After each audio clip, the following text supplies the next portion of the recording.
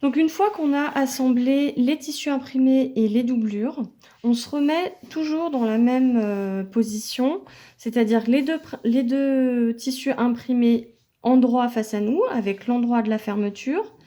Et de l'autre côté, on a les deux doublures, avec l'endroit des doublures si vous avez un autre tissu.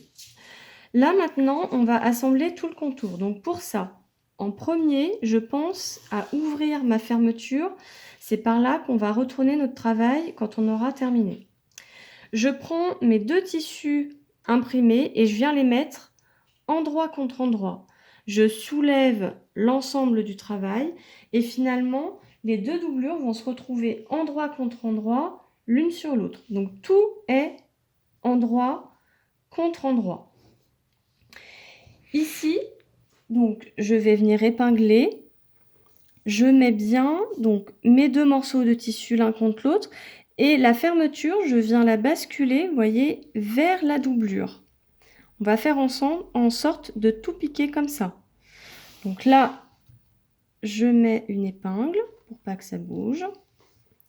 Je vais faire pareil de l'autre côté, c'est-à-dire que la fermeture, je bascule ce qu'on appelle la tresse, donc vers le côté imprimé et la maille vers le côté, je ne sais pas si on voit bien, si, vers le côté de la doublure.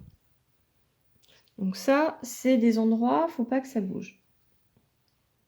Voilà. Donc ensuite, tout est bien aplati. Tout est bien aplati. Et on va faire tout le tour, on va venir piquer. Donc on va laisser une ouverture au niveau de notre doublure. Donc c'est là, par là qu'on va tout retourner.